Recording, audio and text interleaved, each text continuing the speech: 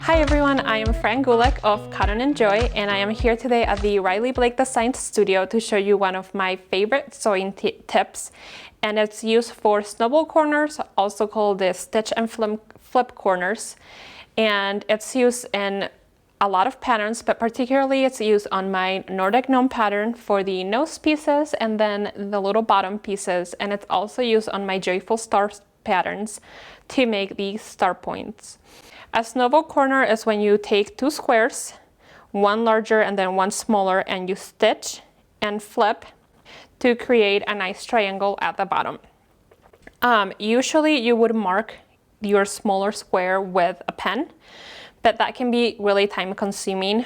For example, the throw size of my Joyful Stars patterns uses 128 snowball corners, and that is just a lot of fabric to mark. And I am all about making projects faster.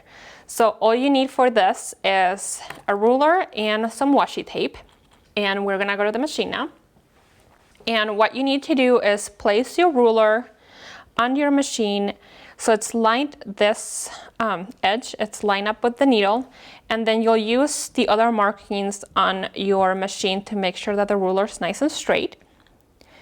So I'm gonna line them up, and then you can put your foot down to make sure that your ruler doesn't move, and then you'll take your washi tape and find the edge. It's always the hardest part.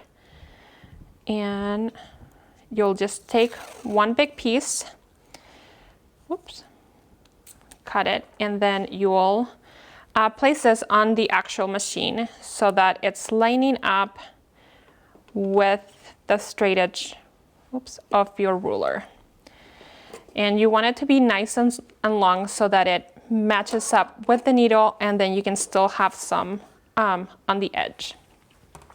And then instead of marking your squares, all you have to do is you take your two squares and you'll line up this corner of your smaller square with your needle, and then this corner of your square with the edge of the washi tape. So I'm gonna go ahead and do that. And then you put your presser foot down, and then as you're sewing, what you wanna make sure is that this bottom edge of your square stays lined up with your washi tape.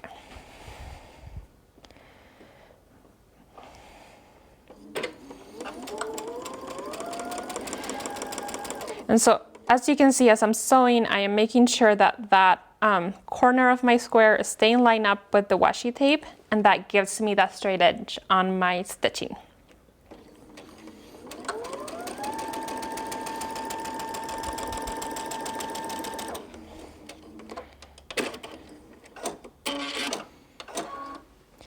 And there we go, that's a nice and straight stitch. And then all you just have to do to finish your snowball corner or your stitch and flip is, like you usually do, just cut the remnants out. And then